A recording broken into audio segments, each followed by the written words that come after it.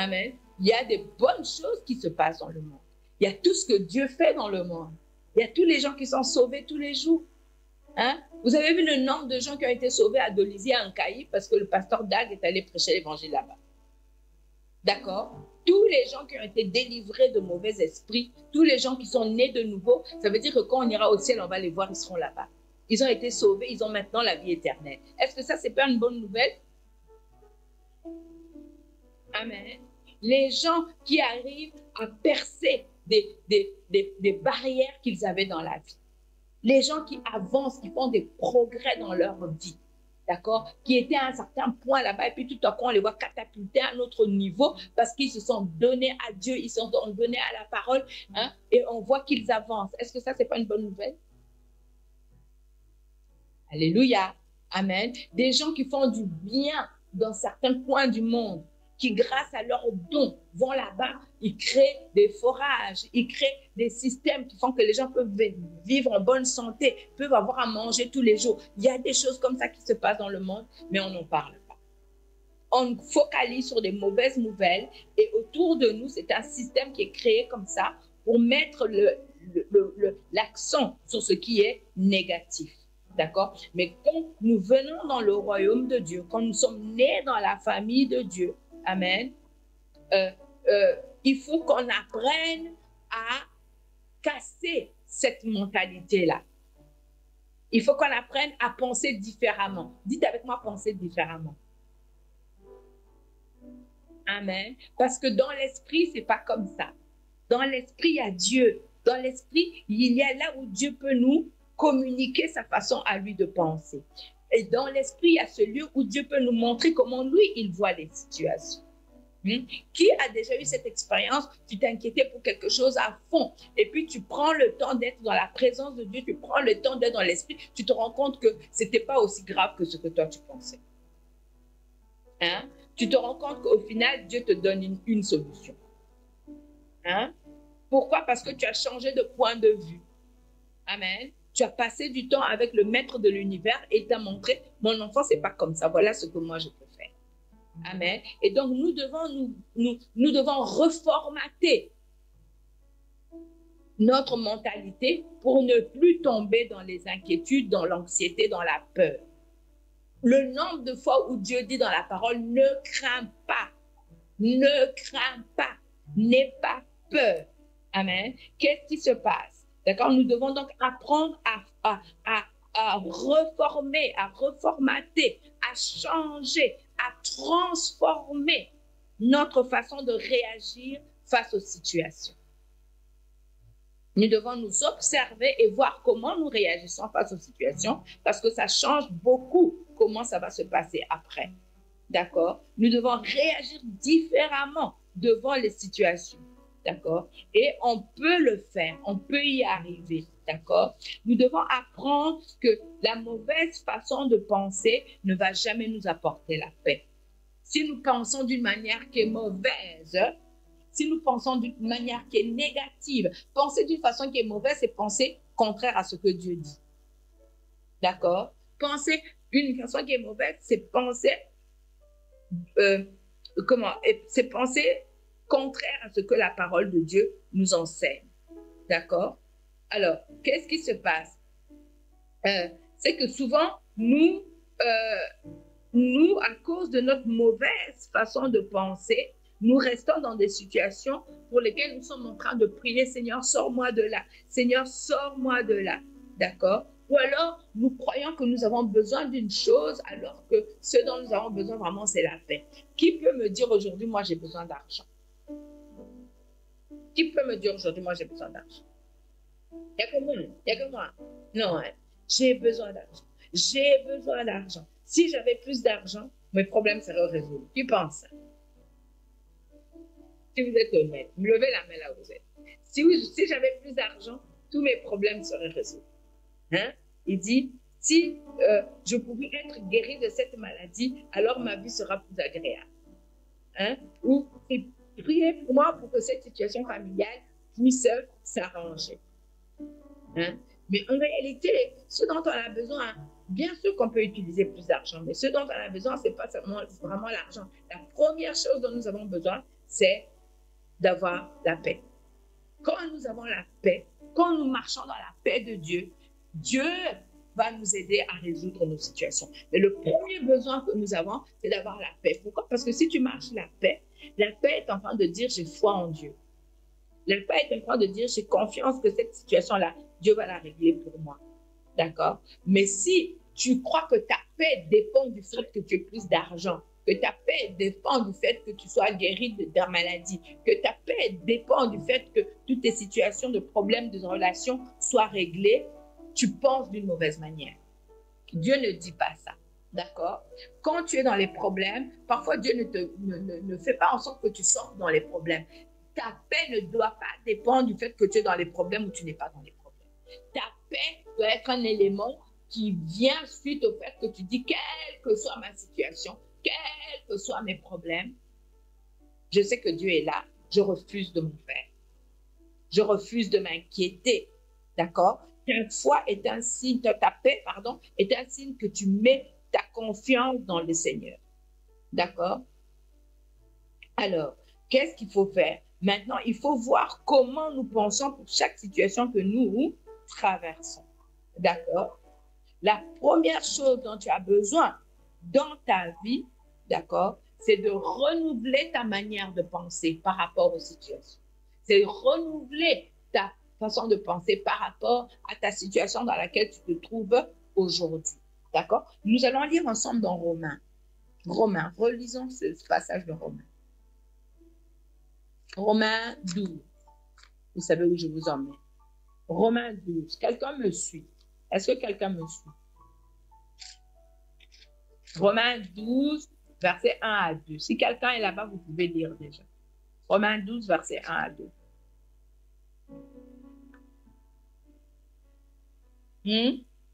Quelqu'un peut lire pour moi? Vite, vite. Prenez un micro, lisez. Romains 12, 1 à 2.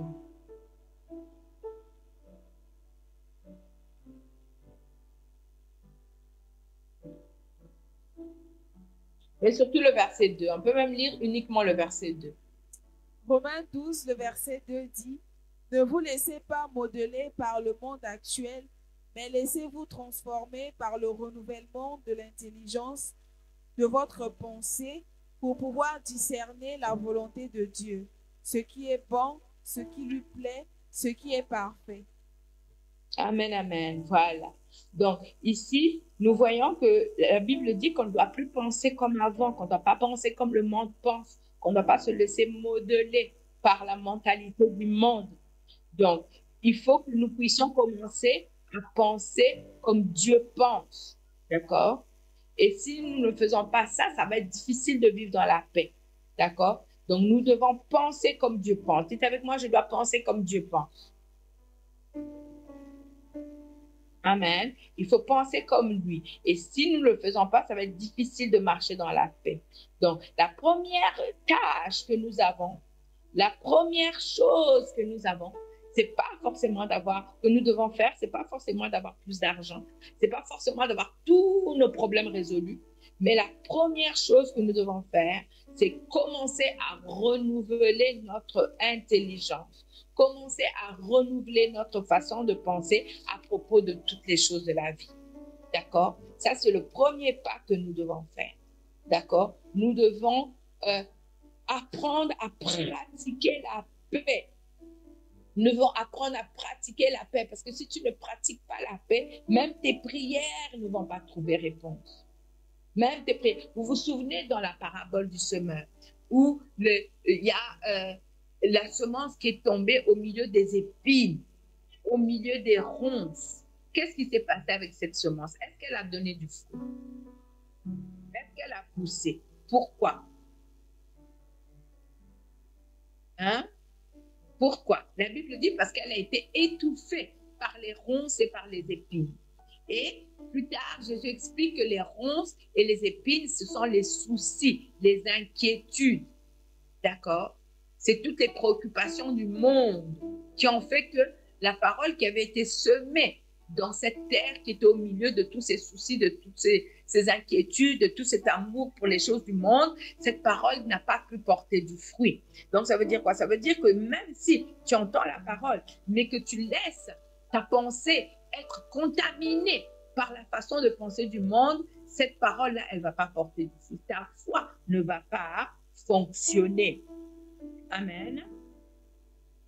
Alors, parce que quand tu vis dans la peur, quand tu vis dans l'anxiété, quand tu vis dans les inquiétudes, tu n'es pas dans une position de foi. Tu n'es pas dans une position de foi. D'accord? Alors tu pries, Seigneur, et Seigneur, et Seigneur, et fais ceci, et Seigneur, et Seigneur, oui, alléluia. Mais à l'intérieur, tu n'as pas la paix. À l'intérieur, tu es agité. Ça veut dire que toutes tes prières, c'est comme de l'air simplement. Ça ne porte pas de fruit parce que ce n'est pas fait dans une position où tu es en paix, où tu vois ton papa Dieu et tu dis, ah, je sais que tu vas faire ça. J'ai confiance. Peu importe la tempête autour de moi, moi, je te connais. Toi et moi, on vit ensemble dans ce corps. Donc, je sais que tu vas faire. C'est cette position-là qu'il faut rechercher. Vous comprenez ce que je dis? Tous les jours, il faut pratiquer ça. Pratiquer cet endroit où tu sais que peu importe comment va ce qui va venir dans la journée, il y a cette connexion avec le Père que tu as établi, cette décision que tu as prise de vivre aujourd'hui dans la confiance.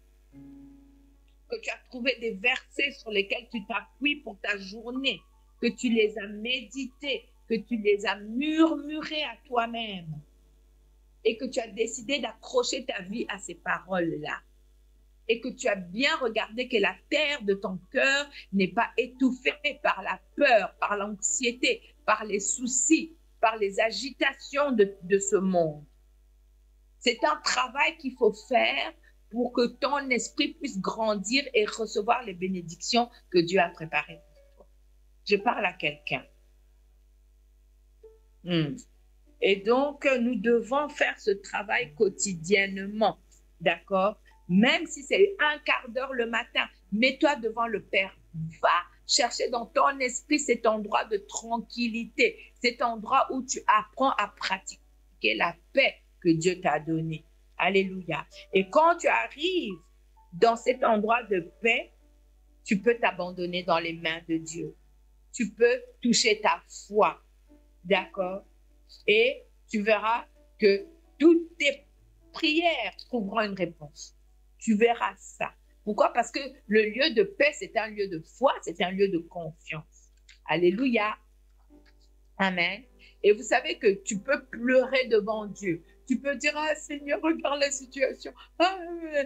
Mais tu peux faire tout ça et Dieu ne te répond pas. Pourquoi? Parce que Dieu ne réagit pas à tes pleurs. Dieu réagit à la foi. Amen. C'est la foi qui fait bouger Dieu. C'est pas la peur. Une fois que tu as supplié, si vous regardez même dans les psaumes, comment David, il va pleurer, il va faire, mais à la fin, il dit, mais je sais que mon Seigneur va agir. Amen. Il va exprimer tout ce qu'il ressent, il va dire, Seigneur, regarde ça, mais il ne finit jamais ses psaumes sur un ton de désespoir. À la fin, une fois qu'il s'est exprimé, qu'il a dit à Dieu tout ce qu'il avait sur le cœur, et à la fin, il montre que malgré tout ce qu'il a dit comme émotion et tout, il connaît son Dieu. Il dit, Seigneur, j'ai vécu tout ça, mais je sais que toi, tu es mon papa, que tu t'occupes de ma vie. Amen. À la fin, il montre toujours sa foi. Amen. Et ça montre que tu connais ton Dieu. Ça montre qu'il vente, qu'il y ait le tonnerre, qu'il y ait la grosse pluie, qu'il y ait quoi que ce soit. À la fin, il y aura le lieu tranquille et silencieux et paisible de Dieu. Amen. Et ça, c'est notre lieu à nous en tant qu'enfants de Dieu, en tant que croyants. Alléluia. Amen. Et vous allez voir que souvent, quand il y a des choses qui doivent se passer pour toi, l'ennemi commence à s'agiter. Hein? On a des frères et sœurs dans la famille, ici, dans la famille glorieuse qui ont vécu ça. Quand tu commences à avancer, à faire des pas qui te permettent d'aller en avant, tout à coup, c'est comme si la tempête se lève. On vient voler chez toi, les gens racontent n'importe quoi, on te cherche des problèmes à droite, à gauche. Et ça, c'est quoi? C'est l'ennemi qui essaie de s'agiter pour que tu laisses ta foi de côté, hein, pour que tu commences à t'inquiéter. Il faut reconnaître ces choses-là. Dans toutes ces choses-là, toi, tu dois reconnaître, malgré toutes ces tempêtes qui s'élèvent autour de moi, mon Père n'a pas changé. Amen. Mon Père n'a pas changé. Ce qu'il a dit, il le fera. Et si toi, c'est là que c'est important comment tu réagis. D'accord? Quand tous ces problèmes viennent vers toi, quand les symptômes de maladie se lèvent en toi, ce qui compte plus que tout ça, c'est qu'est-ce qui se passe dans ta tête. Qu'est-ce qui se passe? Parce que ce qui se passe dans ta tête va finir dans ta bouche. Amen. Et si ce qui se passe dans ta tête, c'est une confiance indéfectible, une confiance sans condition à Dieu, ta bouche va dire ça. Et ta vie finira par l'expérimenter. Alléluia. Amen. Donc, quand toutes ces choses viennent contre toi, quand toutes ces afflictions viennent dans ta vie, la chose la plus importante que Dieu regarde, c'est qu'est-ce qui se passe dans tes pensées. Est-ce que tu as renouvelé tes pensées par rapport à ce qu'on vient de lire dans Romains 12? Ou est-ce que tu vas retourner dans tes inquiétudes? Est-ce que tu vas retourner dans tes anxiétés? Est-ce que tu vas retourner dans tes peurs? Qu'est-ce qui se passe dans tes pensées quand il y a plein de choses qui viennent contre toi? D'accord? Satan va faire tout ce qu'il peut pour que dans ta tête, tu puisses te focaliser sur les choses négatives, pour que la peur domine, la peur du lendemain. Mais tu dois savoir que tout ce que l'ennemi vient projeter dans ta vie comme possibilité pour demain, ce sont des mensonges. D'accord? Tout ce que l'ennemi vient projeter comme possibilité négative pour demain, ce sont des mensonges. Ah, et si ça se passe comme ça? Et si ça se passe comme ça? Eh bien, toi, tu peux dire, et si ça ne se passe pas? Amen. Parce que j'ai un Dieu dans le ciel qui peut faire que ça ne se passe pas. Et c'est lui que moi, je crois. Amen. Il faut changer la pensée, changer l'image. D'accord? Quand les choses viennent, là où il y a le test de si tu as grandi ou pas avec les pensées de Dieu, c'est qu'est-ce qui vient dans ta tête, qu'est-ce que tu entretiens comme pensée quand les troubles, quand les problèmes éclatent dans tes circonstances. Qu'est-ce que tu penses dans ta tête? Est-ce que tu suis tes émotions? Est-ce que tu suis toutes ces pensées-là? Ou est-ce que tu fais attends? C'est pas ce que mon père a dit. Donc, peu importe ce qui se passe maintenant, mon père a dit ça. Quand tu commences à parler comme ça, sache que ta victoire n'est pas loin. Sache que ta victoire n'est pas loin. D'accord? L'ennemi va venir pour injecter des mauvaises pensées, l'une après l'autre. Qui a déjà remarqué que parfois, c'est comme si toutes ces mauvaises pensées viennent comme une avalanche. Hein? Viennent comme si on a pris des seaux d'eau, des seaux de sable, on vient jeter ça dans ton cerveau. Hein? Des attaques comme ça, là, pam, pam, pam, une mauvaise pensée l'une après l'autre. Elles viennent t'envahir. D'accord? Pourquoi? Parce qu'il sait que quand ces pensées-là viennent là et que tu les acceptes l'une après l'autre sans t'arrêter, ça finit par faire une forteresse dans ta tête. Ça finit par faire une forteresse dans ta tête. Donc, à force d'accepter, si toutes ces mauvaises pensées de peur, de défaite, d'anxiété, d'inquiétude, quand ils te bombardent de toutes ces pensées-là et que toi, tu es là seulement la bouche ouverte et tu acceptes les pensées, tu acceptes, tu commences même à les méditer, d'accord? Quand ils commencent à le faire à répétition et que tu les acceptes, ça finit par construire une forteresse dans ton âme. D'accord? Et la forteresse, c'est quoi? La forteresse, vous savez, si vous avez déjà vu les films d'avant là-bas en Europe, les gens construisaient des châteaux et autour de châteaux, on construisait des gros murs épais. Donc, on faisait un château, on appelait ça un château fort même. D'accord? On créait un système autour que c'était imprenable, que c'était difficile de conquérir ce château-là. On appelait ça une forteresse. D'accord? Donc, c'était un château qui a des murs épais et impénétrables. D'accord?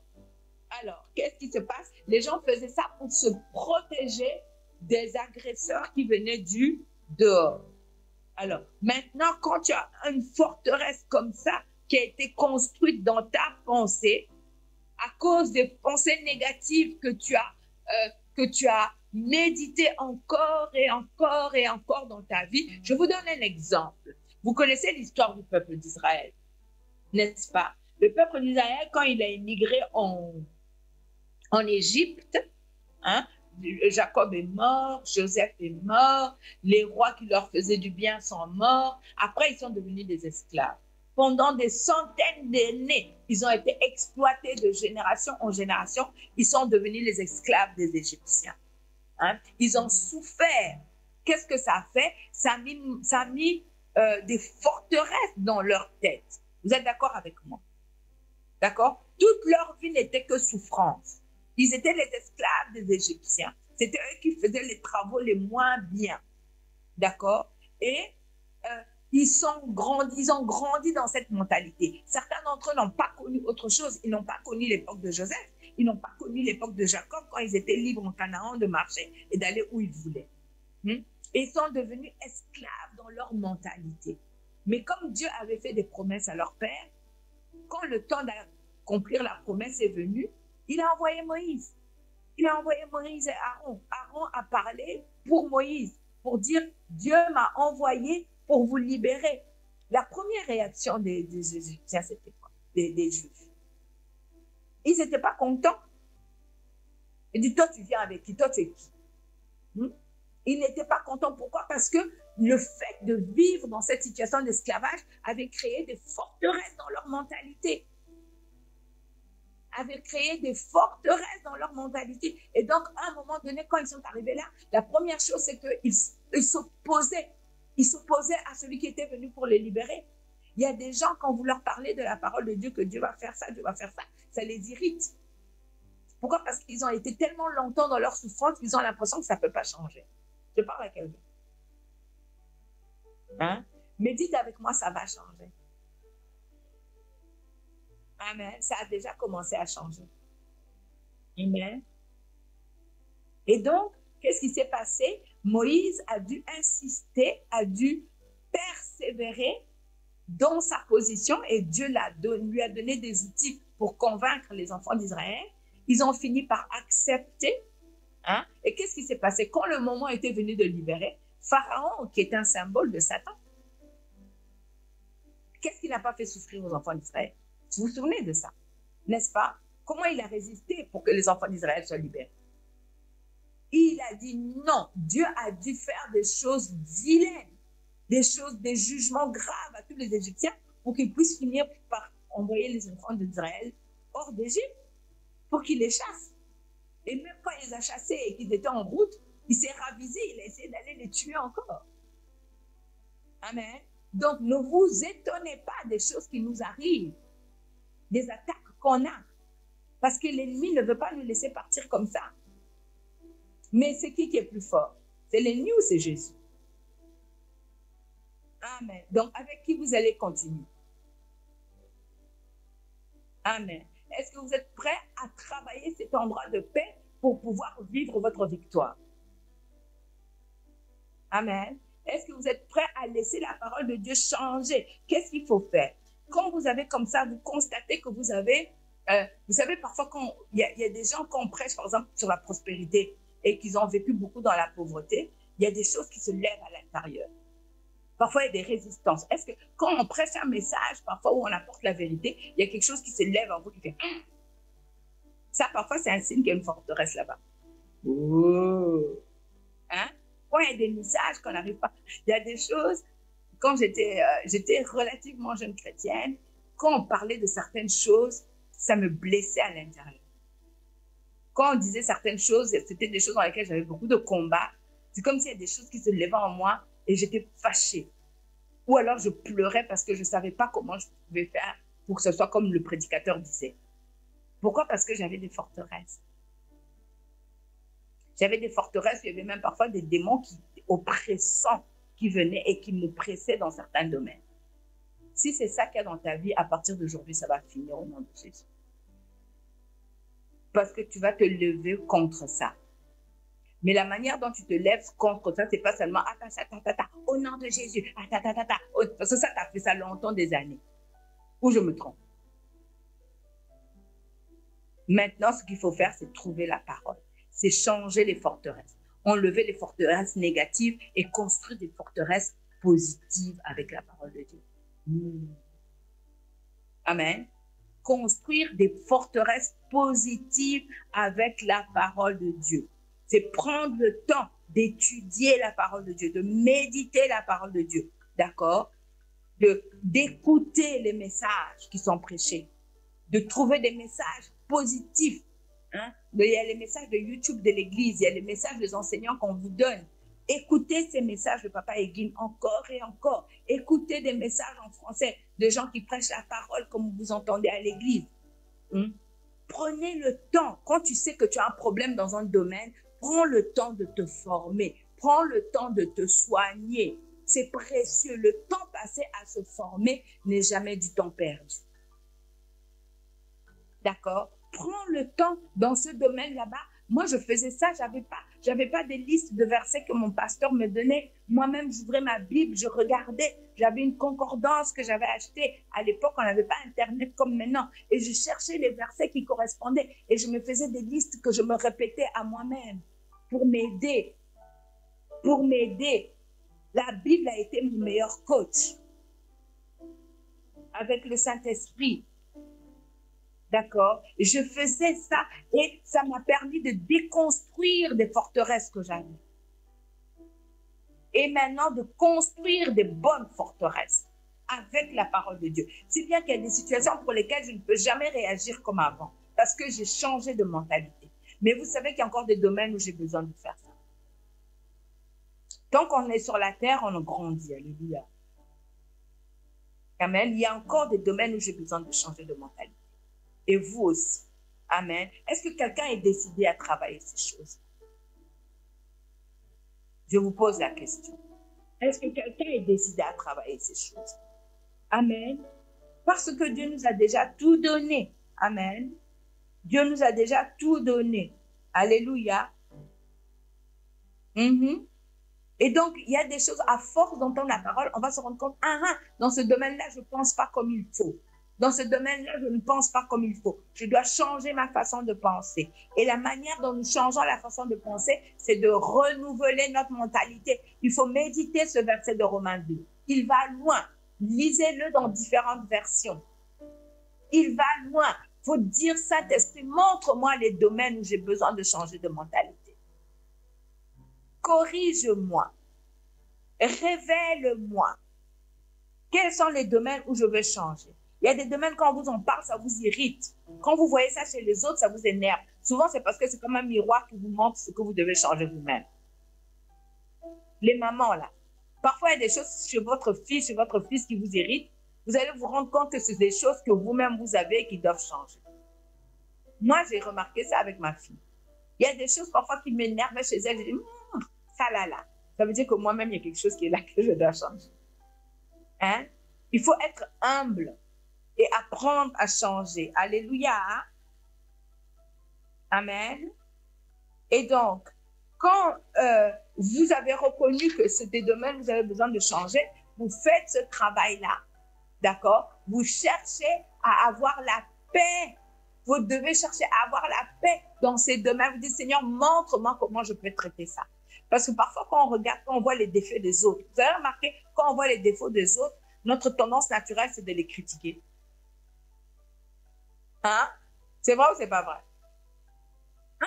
Toi, tu fais souvent ça. Hein? Toi, tu dis souvent ça. Hein? Et ce qu'il faut faire, c'est prier pour la personne pour que Dieu l'aide à voir, pour qu'elle change. Et pour toi-même aussi. Parfois, quand quelqu'un te parle, au lieu de te vexer, tu dois dire, Seigneur, qu'est-ce qu'il y a de vrai dans ce qu'on m'a dit? Hein? Qu'est-ce qu'il y a de vrai dans ce qu'on m'a dit que je dois changer? Amen. Amen. L'autre chose, c'est que parfois, quand on a entretenu tellement de pensées négatives, parfois, on a des paniques. Qui a déjà eu des attaques de panique? Hein? Des attaques de panique parce que la situation est tellement négative que tu ne sais pas comment tu vas faire. Maintenant, tu as des attaques de panique. Pourquoi? Parce que c'est devenu une forteresse et que quand ces choses commencent à venir vers toi, et tu te dis, qu'est-ce que je vais faire? Comment je vais devenir? Et alors, tu as des attaques de panique. Et ça, souvent, ça montre qu'il y a un domaine où l'ennemi t'a tellement donné de paroles négatives que ça finit par être un noyau de peur qui fait que tu as des attaques de panique. Il faut déconstruire ça. Dites avec moi, déconstruire ça. Amen. Il faut déconstruire ça, d'accord? Et la manière de construire ça, c'est de commencer à prendre la parole de Dieu, verset par verset, et à décider de fixer sa pensée sur cette parole au lieu de fixer ses pensées sur les choses négatives. Amen. Alors, vous ne serez plus liés par la peur. Vous ne serez plus liés par des pensées qui vous conduisent vers des choses qui vont détruire votre foi dans les promesses de Dieu. Alléluia. Amen. Il y a un exemple d'un monsieur qu'on disait qu'à un moment donné, un homme d'affaires qui était prospère par ailleurs, mais il y a eu des circonstances dans sa vie qui ont commencé à lui faire peur au point qu'il se disait « je ne peux plus sortir de ma maison ». C'était carrément comme une maladie mentale. Il était convaincu que s'il met un pied dehors, il va mourir. Il était convaincu de ça. Alors, qu'est-ce qui s'est passé? Il y a son pasteur qui a pris 2, 3 autres personnes. Ça a duré plusieurs semaines. Qu'est-ce qu'ils ont fait? Ils ont été attraper le papa là. Et ils l'ont sorti de force. Il était en train de crier, de hurler. Je vais mourir, je vais mourir. Ils l'ont sorti de force. Ils l'ont mis dans son jardin. Et tout à coup, il s'est rendu compte, mais je ne suis pas mort. Pourquoi? Parce qu'il avait laissé des mensonges se mettre dans sa tête tellement fort, c'est devenu comme un problème mental. Il a fallu violer cette peur-là, violer ce système de pensée qu'il avait laissé s'installer dans sa vie et le forcer à faire face à la réalité que ce qu'il croyait, ce n'était pas vrai. Amen. Et alors, quand il est sorti, il n'est pas mort et tout à coup, il était content. Il a dit, ah, mais je me suis trompé. Le diable m'a trompé pendant tout ce temps-là. J'ai cru des mensonges. Ça a l'air tellement évident, mais pourtant, il y a des mensonges dans lesquels nous sommes enfermés dans nos vies qui nous empêchent d'avancer. Et la manière de dire, c'est Seigneur, montre-moi quels sont ces endroits de ma vie où je crois des choses qui ne sont pas vraies et qui m'empêchent d'avancer. Amen. Il faut violer ces choses parce que ce sont des choses qui nous mettent dans des prisons intérieures et qui nous empêchent d'aller de l'avant. Et à partir d'aujourd'hui, nous voulons que ça change. Amen. Nous voulons faire face à ces choses qui sont un défi dans notre vie, dans notre marche. Je pense notamment à mes jeunes qui peut-être n'ont pas eu l'occasion d'être formés dans des systèmes réguliers et qui maintenant font face à des challenges par rapport à la formation, par rapport à nos capacités de bien parler, de bien nous présenter, par rapport à l'avenir, qu'est-ce que je vais faire avec ma vie? Je n'ai pas tel diplôme. Hein? On peut faire face à ce qu'on appelle des pensées limitantes, des pensées qui nous limitent comme si on ne pourra pas aller plus loin. C'est des choses qu'il faut briser. Parce que la Bible dit que tout est possible à celui qui croit. D'accord? Et une fois que tu as commencé à croire, tu vas voir que Dieu peut te donner la sagesse et autour de toi, Dieu peut placer des gens qui vont t'aider à faire les pas qu'il faut pour pouvoir conquérir ces pensées limitantes et aller plus loin avec ta vie. Quelqu'un croit ça? Amen. Et donc, nous devons travailler à ces choses. Nous devons faire face à tous ces challenges, tous ces défis qui sont devant nous avec l'aide de Dieu. Nous pouvons vaincre tous ces forteresses qui nous empêchent d'avancer. Amen. Alors, je vais lire encore avec vous un verset, c'est dans 2 Corinthiens 10, un passage. 2 Corinthiens 10, verset 4 à 5. Quelqu'un lit ça, s'il vous plaît. 2 Corinthiens 10, verset 4 à 5. 2 Corinthiens 10, les versets 4 à 5. Oui. Car les armes avec lesquelles nous combattons ne sont pas simplement humaines. Elles tiennent leur puissance de Dieu qui les rend capables de renverser des forteresses. Oui, nous renversons les faux raisonnements ainsi que tout ce qui se dresse prétentieusement contre la connaissance de Dieu. Et nous faisons prisonnière toute pensée pour l'emmener à obéir au Christ. Vous voyez? Donc, il dit que les armes que Dieu nous a données, ce ne sont pas des armes charnelles, mais ce sont des armes puissantes, des armes spirituelles qui sont capables de renverser des forteresses. Et ça, c'est une bonne nouvelle. Alléluia. Dites avec moi, j'ai des armes puissantes que Dieu m'a données pour renverser les forteresses dans ma vie. Amen. Amen. Alors, il dit quoi? Il dit, nous renversons les raisonnements. Nous renversons les raisonnements. Donc, ici, il s'agit de penser, oui ou non? Amen. Donc, il dit que ces forteresses sont faites de raisonnements. Hein? Ils sont faits de raisonnements qui s'élèvent contre la connaissance de Dieu. Il dit, nous renversons les raisonnements. Nous renversons toute hauteur orgueilleuse, toute hauteur qui s'élève contre la vraie connaissance de Dieu, qui vient contre nous, d'accord? Il dit, nous conduisons toute pensée, nous la faisons prisonnière pour qu'elle obéisse à Jésus. Donc, vous voyez que ça se passe où? Hein? Ça se passe où? Dans la tête. Il dit, nous renversons les raisonnements, nous renversons les arguments, nous renversons les théories, nous renversons les faux raisonnements, nous venons les renversons avec les armes puissantes qui ne sont pas charnelles, les armes que Dieu nous a données. Et nous venons faire toute pensée captive, nous la rendons prisonnière pour qu'elle obéisse à la parole de Dieu. Donc, Dieu nous montre toutes les pensées dans notre vie, tous les raisonnements. Nous avons demandé, Seigneur, montre-moi tous les raisonnements, toutes les pensées qui ne sont pas conformes à la parole de Dieu. Je vais les rendre captives à la parole de Dieu. Je vais emmener toutes mes pensées à l'obéissance de Jésus-Christ pour que je puisse connaître. D'accord? Donc, nous voyons que la plus grande arme d'un enfant de Dieu, la plus grande arme d'un enfant de Dieu, c'est une pensée renouvelée. Oh! La plus grande arme qu'un enfant de Dieu possède, c'est une pensée renouvelée. Parce que cette pensée-là, elle sait comment rendre captives toutes les flèches enflammées de l'ennemi. Elle ne se laisse pas séduire. Elle ne se laisse pas tromper par les mensonges de l'ennemi. Donc, la plus grande arme que nous possédons en tant qu'enfants de Dieu, c'est une mentalité renouvelée. D'accord? Parce que ça veut dire que tout ce que le diable va envoyer vers nous va venir se heurter contre ces forteresses positives qui sont constituées par la connaissance de Dieu.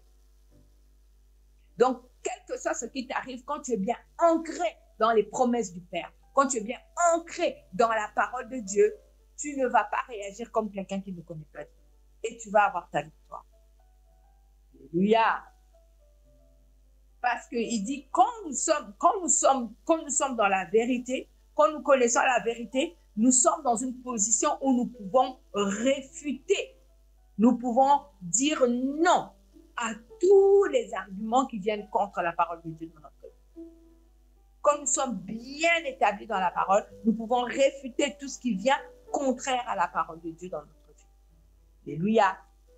C'est ainsi que le diable n'a jamais pu faire quoi que ce soit à Jésus parce que Jésus était ancré dans la connaissance de son Père.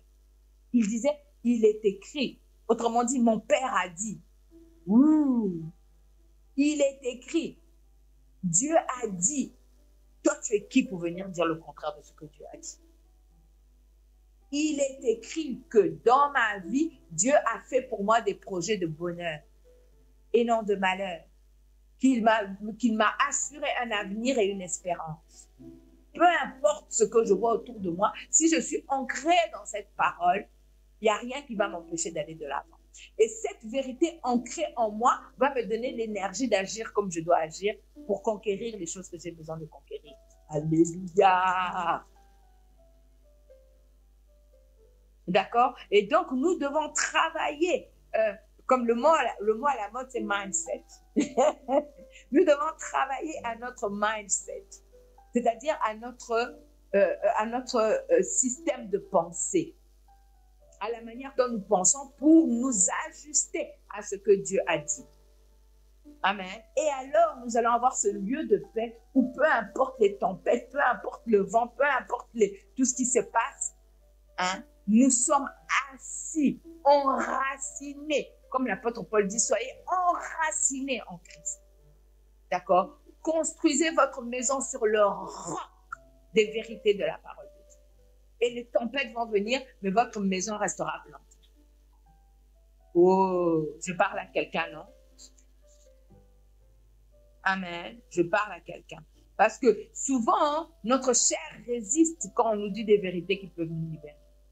Notre chair a tellement eu l'habitude de vivre dans cette galère que quand on vient t'annoncer une bonne nouvelle, ta première réaction, c'est « Ah, ces chrétiens-là aussi, c'est problème. » Mais qu'est-ce qui se passe? C'est ta chair qui est en train de réagir parce que tu as été dans la galère tellement longtemps que ça fait une forteresse. Mais nous allons briser ces forteresses au nom de Jésus. Nous allons renverser les raisonnements. Nous allons renverser tout ce qui se tient, toute hauteur orgueilleuse qui se tient contre la connaissance de Dieu dans nos vies. Quelqu'un est décidé à faire ça. Amen. Je vais vous donner rapidement 4 étapes que nous pouvons suivre pour le faire. Et nous allons nous baser sur Philippiens 4, versets 6 à 8. 4 étapes. Amen. 4 étapes, nous allons faire. Alors, quelqu'un lit pour moi rapidement Philippiens 4, versets 6 à 8. Je vous aime, Glory Church, je vous aime. Oulala. Je sens l'amour de Dieu pour vous monter dans mon cœur. En fait, c'est pas moi, moi je vous aime aussi, mais ce que je ressens, c'est vraiment, je sens cet amour que Dieu a pour chacun d'entre nous. Hein? Seigneur, je reçois ton amour. Je crois que tu m'aimes, oui, je le crois. Et je reçois cet amour dans ma vie. Simplement, prends un peu de temps, là, silence dans ton cœur. Dis, Seigneur, vraiment, fais-le de ton cœur. Dis, Seigneur, je reçois. Tends la main de ton cœur. Dis, Seigneur, je reçois ton amour. Je reçois ton amour. Merci parce que j'ai une place dans toi. J'ai une place dans ta famille. Je suis précieux, précieuse. J'ai un endroit que tu as préparé pour moi. J'ai ma place en toi, Seigneur. Reçois cet amour. Que cet amour te rassure, que cet amour te réconforte, qu'il te fortifie là où tu es. Hein? Et qu'il chasse toutes les craintes qui peuvent venir contre toi. Je viens prendre autorité contre tout esprit de peur dans vos vies, dans nos vies. Je dis, Satan, enlève tes mains sales de nos vies, nous ne t'appartenons pas et nous ne t'appartiendrons plus jamais. C'est aussi le cas de l'autre côté. Alléluia. Tu n'as plus la main sur nos vies. Nous refusons de te donner quoi que ce soit comme place. Merci Seigneur. Je refuse l'esprit de peur dans ma vie. Je prends autorité. Seigneur, montre-moi tous les domaines de ma vie où il y a encore de la peur. Et je vais prendre autorité. Je vais utiliser les armes puissantes que tu m'as données pour renverser la forteresse de la peur, de l'anxiété, de la peur de l'avenir. Certains d'entre vous, vous devez déposer la peur de l'avenir au pied de Dieu. Faites-le maintenant. Faites-le maintenant. Que ce soit pour vous-même, que ce soit pour vos enfants, vous avez peur de l'avenir. Donnez ça à Dieu maintenant. Décidez de ne plus avoir peur. Décidez de lui faire confiance. Vous savez que certains d'entre vous, vos parents ont eu peur de l'avenir pour vous. Est-ce que vous n'êtes pas là vivant en train de servir Dieu?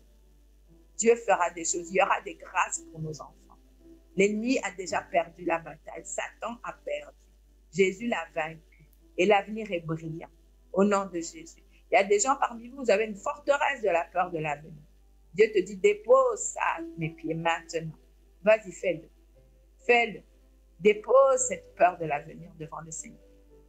Dépose ça. Dépose ça. Dis, Seigneur, je décide de te faire confiance. Amen. C'est pas que tu ne sens plus la peur, mais tu prends une décision de refuser de céder à ça maintenant. Mets ça au pied de Dieu. Dis, Seigneur, je refuse de m'inquiéter. Je sais que tu as pour moi et pour mes enfants, tu nous as donné un avenir, Seigneur, fait d'espérance. Amen. Tu nous as pas donné, tu as pour nous un avenir fait de bonheur et de paix. Amen, amen. Et pas de malheur. Je refuse de croire ça. Je ne suis pas du monde, je ne crois pas comme le monde. Je tourne vers toi, Seigneur, toi qui bénis ma vie, qui bénit ma famille jusqu'à la 1000e génération, parce que j'ai une alliance avec toi. Alléluia, vous voyez, qu'est-ce que nous sommes en train de faire? Nous sommes en train de renouveler notre mentalité, de changer notre façon de penser pour adopter la façon de Dieu. Ah, amen. Ouh, je sens qu'il y a comme un... Qui se sont déchargés là tout à l'heure? Qui se sont déchargés là tout à l'heure? Ah, alléluia. Donne ça au Seigneur. Amen. Donne, donne, donne, donne. Et pendant la semaine, tu vas être tenté de reprendre. Il faut refaire l'exercice à chaque fois que c'est nécessaire. Il faut refaire l'exercice à chaque fois que c'est nécessaire. Amen. Il faut le faire. Donc, est-ce que quelqu'un a trouvé Philippiens 4, verset 6 à 8? Philippiens 4, verset 6 à 8 dit, ne vous mettez en souci pour rien, ne vous inquiétez de rien, mais en toute chose, exposez vos besoins à Dieu. Adressez-lui vos prières et vos requêtes en lui disant aussi votre reconnaissance. Alors, la paix de Dieu qui surpasse tout ce qu'on peut concevoir gardera votre cœur et votre pensée sous la protection de Jésus. Enfin, frères, nourrissez vos pensées de tout ce qui est vrai, noble, juste, pur, digne d'amour ou d'approbation, de tout ce qui mérite respect et louange. Amen. Donc, la première étape, c'est quoi? Nous avons lu ce verset. La première étape, c'est Dieu nous donne des choses sur lesquelles nous pouvons méditer au lieu de méditer les problèmes et les peurs. D'accord? La première étape, c'est refuser de s'inquiéter. Ça, c'est la première étape. Amen. Premièrement, refuser de s'inquiéter de quoi que ce soit. D'accord? Parce que quand on s'inquiète, quand on a de l'anxiété, ce sont des formes de peur. D'accord? Ça, c'est la première étape. Je refuse de m'inquiéter. Quelqu'un dit, je refuse de m'inquiéter. Ah, c'est faible. Hein? Je refuse de m'inquiéter. Bien. Alors, il dit, ce sont des formes de peur. Et la peur est un esprit. Dites avec moi, la peur est un esprit.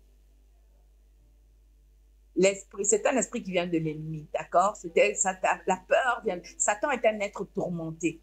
Hein? Il est rentré dans le tourment le jour où il a décidé de se révolter contre Dieu. Et là où il est, dans sa présence, souvent, il y a la peur. Et parfois, nous, on croit que c'est notre peur, mais c'est l'ennemi qui vient avec sa peur. D'accord? La peur vient de l'ennemi. Là où il y a Dieu, il y a toujours la foi. Amen. Là où il y a Dieu, quand la peur est là, tu dois reconnaître que c'est un esprit, tu dois prendre autorité contre la peur. Il ne faut pas te laisser aller, il ne faut pas méditer la peur, il ne faut pas attendre des minutes et des minutes et des heures et des jours pour reconnaître la peur et chasser ça. D'accord? Il faut être prompt, il faut dégainer, hein? Comme les cow-boys. Pam, pam, pam, tu chasses la peur avec la parole de Dieu. Alléluia. Donc, la peur est un esprit, tu prends autorité. D'accord? Et il faut reconnaître quand la peur est là. Et il faut parler. Dites avec moi, parler. Il faut prendre autorité, lui commander de partir au nom de Jésus. Quand la peur de l'avenir, la peur de manquer d'argent, la peur de ne pas réussir, hein, toutes ces peurs-là d'échouer, d'accord? Il faut prendre autorité. Il ne faut pas rester là à juste avaler toutes les pensées qui te viennent. Il faut prendre autorité. D'accord? La confusion, c'est la même chose. Quand tu vois, tu es confus. Tu ne sais pas qu'est-ce que tu vas faire avec ta vie. Tu as l'impression que tu vas nulle part. Tu vas prendre autorité. Tu dis, j'ai la pensée de Christ. J'ai la pensée de Christ. Je sais où je vais. Même si ta tête ne le sait pas encore, mais ton esprit sait. Tu dis, en Christ, je sais où je vais. Amen. Et Dieu va commencer à te révéler comment tu vas faire. Alléluia. Ça, c'est la première chose. Refuser de s'inquiéter. Refuser d'être anxieux. Deuxièmement, prier. Hein? C'est pas ce que le pasteur a dit. Il a dit, ne vous inquiétez de rien, mais en toute chose par la prière et la supplication, avec des actions de grâce. Il dit, deuxièmement, il faut prier. Il faut faire des prières spécifiques. Demander spécifiquement à Dieu ce dont tu as besoin. La chose qui te faisait peur, là. Dis, Seigneur, il y a ça, j'ai besoin que tu m'aides avec ça. Si tu ne sais pas comment prier, Saint-Esprit, montre-moi comment prier pour ça. Tu pries en langue et tu écoutes dans ton cœur comment Dieu va te diriger. Donc, d'abord, refuser de s'inquiéter. Deuxièmement, prier des prières spécifiques à Dieu. Faire des requêtes à Dieu pour tout ce qui te tente à t'inquiéter, tout ce qui te tente à avoir peur. Fais des requêtes à Dieu pour ça. Prends-le, présente-le au Seigneur dans la prière. Parle-lui-en, d'accord? Et il va te montrer comment sortir de la situation. OK? Fais des prières. Voilà. La troisième chose, c'est remercier le Seigneur. hein, avec il a dit des supplications et avec des actions de grâce. Remercie le Seigneur parce qu'il t'a écouté. Loue-le. Amen. Ça, c'est une des choses. D'accord? Quand nous avons donné, quand nous avons fait toutes nos requêtes, d'accord? Nous le faisons une fois dans la foi. Après vient le fait de remercier. Après vient le fait de remercier de tout ce que vous avez demandé parce que vous croyez que vous avez été entendu. Alléluia. D'accord? Ça, c'est la troisième. La quatrième étape, c'est de méditer et de fixer notre pensée sur les choses correctes. Et il y a différents qualificatifs là que nous avons vus. Ils sont repris. D'accord? Il dit, fixez vos pensées, méditez sur les choses qui sont, premièrement, vraies. Deuxièmement, honorables. Troisièmement, justes. Quatrièmement, pur. Cinquièmement, ce qui est aimable. Ce qui mérite l'approbation, sixièmement. Ce qui est vertueux et digne de louange. Que ces choses fassent l'objet de vos pensées. Donc, quelque part, c'est chaque fois analyser quand il y a des choses qui viennent, dans ta tête, de voir si ça passe le filtre de tous ces qualificatifs-là. D'accord? Et si ça ne passe pas le filtre-là, il ne faut pas y penser. Tout ce qui est vrai, tout ce qui est juste, tout ce qui est aimable, noble, tout ce qui est digne d'approbation. D'accord? Donc, il faut chercher à toujours, comme mon mari disait souvent, qu'il y avait une période de sa vie où c'est comme s'il avait mis une porte et il examinait chaque pensée qui venait, si c'était des pensées sur lesquelles il valait la peine qu'il s'attarde. Réfléchis, ne laisse pas ta pensée juste aller dans tous les sens, mais réfléchis à ce que tu penses et choisis tes pensées. Que tes pensées correspondent à tout ce qui est écrit là. Tous ces qualificatifs. Et ce qui sera intéressant, c'est de lire ça aussi en français courant ou en parole vivante ou en la Bible du semeur. Fais-toi ta petite étude pour commencer à choisir vraiment les choses auxquelles tu penses. Pour éviter d'avoir des forteresses qui t'emmènent sur le chemin de la peur. Amen. Donc, je vous ai donné des outils là. Maintenant, est-ce qu'il y a quelqu'un qui est décidé vraiment à faire ce travail, à laisser aller tout ce qui est peur, à laisser aller tout ce qui est anxiété, et à exercer sa vie à vivre dans la paix de Dieu? Est-ce qu'il y a quelqu'un qui est prêt à faire ça? Est-ce qu'il y a des gens qui sont prêts à faire ça là-bas, Barbara? Amen. Alors, je vais prier, d'accord?